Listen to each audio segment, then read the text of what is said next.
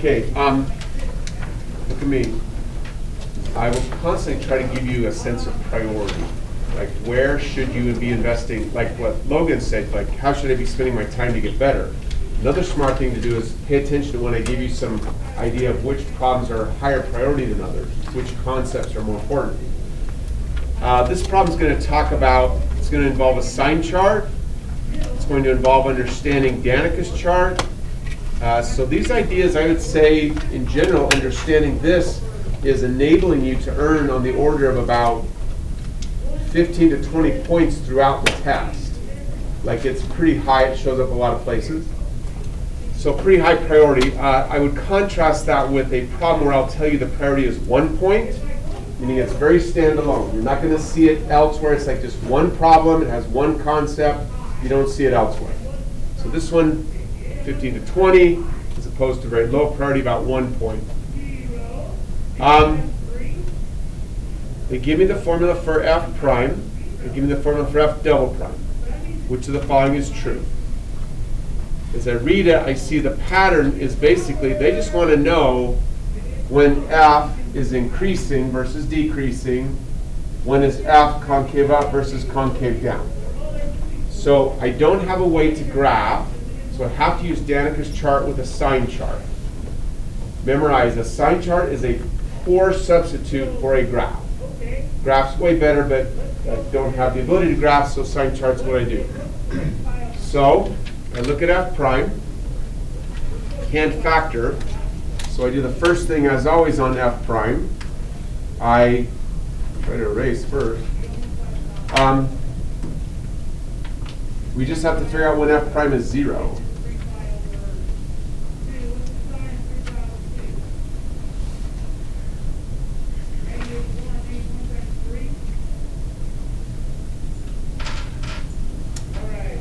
Okay, this blue box is particularly important to remember if you're doing an FRQ. Most every FRQ I've ever seen where you would go find where f prime is equal to 0, they want to see you write it down. And they'll give a point, sometimes 2, for this box on an FRQ. This is multiple choice, doesn't matter, but don't forget on an FRQ.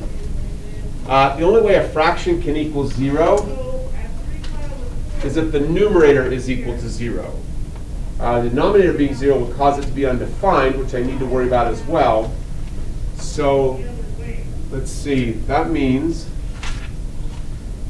that when x, oh wait a minute, we don't worry about x equaling 0, so that doesn't really matter. So when x equals 0, this would be undefined, but I don't really care. Questions?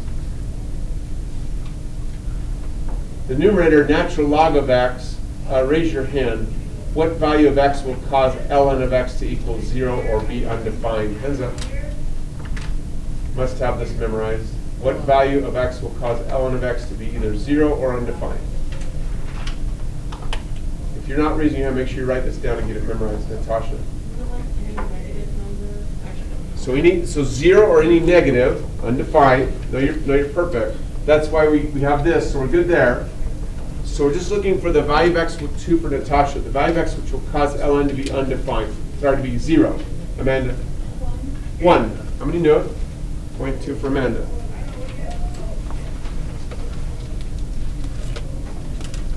Questions? And now I simply test. I do not want to plug into ln a value that I can't evaluate, so I choose to plug in e, because the natural log of e is 1. I know that because of this formula. Natural log of e to any exponent is simply the exponent. So that means these values of f prime would be, oh, we got to test it, hold on. So we're plugging a e into this. So the numerator is positive, so is the denominator, therefore positive. Questions? Cool. I must test a number here. Hands up, think with me. What's a good value of x to test there? Come on. You've got to test a value that allows you to use this. I wrote this wrong, sorry. Terrible. This should have been natural log of e to the a is simply a. So you've got to pick a value of x. It takes advantage of this formula. Trying to plug it into f prime. F prime is the formula natural log of x divided by x. So I've got to pick a value that is less than 1. But when I plug it into ln, I have to be able to evaluate. Hands up. What's a good choice? There we go. You people, get this memorized if you're not getting your hand raised. Wait. The ln of 1 over e. Nice. 1 over e is the same thing as e to the negative 1 power.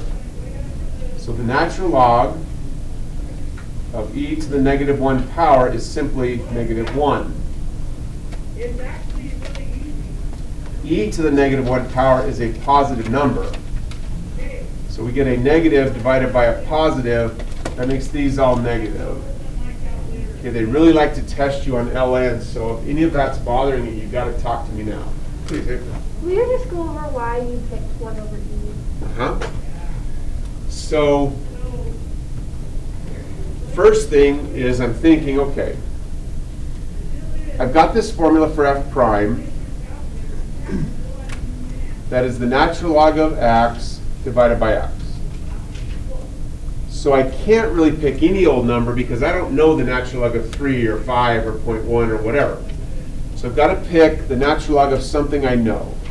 These are the only values of natural log you're expected to have memorized. Natural log of e squared. Say it out loud. What's the natural log of e squared? Say it. 2. 2. Natural log of e itself. Say it out loud. 1. Natural log of 1. Say it out loud. 0.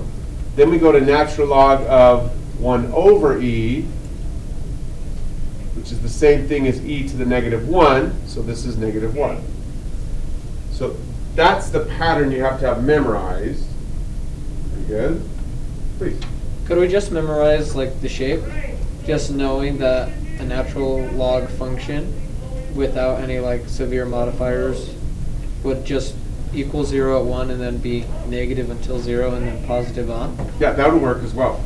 Yep, that's No good. need to like test 1 over e or anything like that. Just be like, As long as, well, I have seen a few where you might have to, because I know I that think you'll be okay.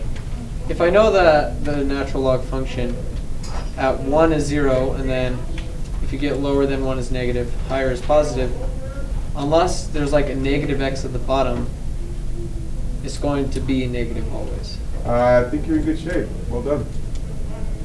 So Spencer's remembering this basic idea. That's kind of roughly the natural log graph. Yeah, that should be fine. Okay. 240. Oh, sweet. And then the other thing I had to remember, April, was I've got to pick a value of x that's between 0 and 1. Since e is about 2.7, this is about 1/3, so that works well. So answer your question. 2 points. Everybody else. Cool. So I know part of the answer now. Is f decreasing when x is greater than 1? No. No. Yes, so that's possible. That's possible. 0 to e? No. So I'm down to 50-50 at least. Oh, I love 50-50 option. Questions? Cool. So I might as well do the other part. F double prime. So I make a sign chart of that.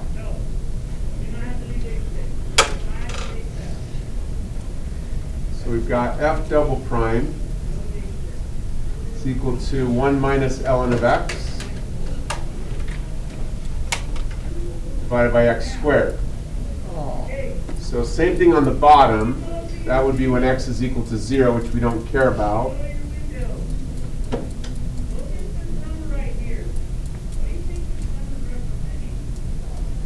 Now we've got to figure out, we know when x is 0 or negative, the numerator will be undefined. We need to find the value of this, which is equal to 1. Hands up, what's the value of x? Come on. So what value must x have so that this is 0? What value must x have so that's 0? Nicole? He's about 2.7. How many knew it? Point to Nicole. Do you want to talk about it? So I test again. So I'm going to test up here e squared. The natural log of e squared is 2. 1 subtract 2 is negative. E squared squared would be positive, hence these are all negative. You need me to talk through that again. So I check over here. 1 seems convenient. Natural log of 1 is 0, so that makes these all positive. Hence, let's see, goes down to C and D. Concave up. No, concave down when greater than E, so C is the correct answer. Questions?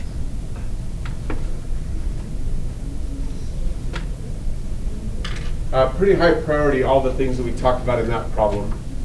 So I could say about 10 to 15 points typically to understand those ideas. So.